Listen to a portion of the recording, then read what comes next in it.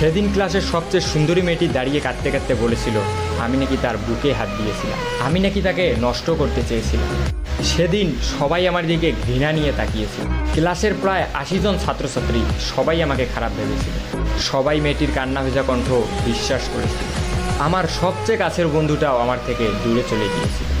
আমার সবচেয়ে প্রিয় শিক্ষকটাও আমার গালে চড় মেরে বলেছিল তোমাকে সবচেয়ে ভালো ছাত্র ভাবতাম, তবে তুমি আজকে যে কাজটি করেছো তার জন্য তোমার উপর থেকে আমার সমস্ত ভালোবাসা শেষ হয়ে গিয়ে। যে নিজেকে একজন ভালো মানুষ হিসেবে প্রতিষ্ঠিত করতে পারে না, সে যত ভালোই ছাত্র হোক না কেন, কোনো লাভ নেই। একজন লোকের সবচেয়ে বড় পরিচয় হচ্ছে সে একজন মানুষ। তুমি এখনো মানুষ হতে পারোনি, যদি পারো মানুষ হয়ে যাও। সেদিন আমি ক্লাসের কারো দিকেই চোখ তুলে তাকাতে পারিনি। কোনো অপরাধ না করেও নিজেকে অনেক বড় অপরাধী মনে হয়েছিল। আমার দুঃখটা সেদিন কারোর সাথে শেয়ার করতে পারিনি।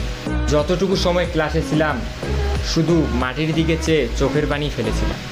সেদিন আমি বুঝেছিলাম চোখের পানিরও দাম কম আর বেশি হোক, কারণ মেয়েটার চোখের পানি দেখে সবাই ইমোশনাল হয়ে গিয়েছিল। আমি সত্যিই মেয়েটার সাথে এসব কিছু করেছি কিনা এসব কেউ ভাবে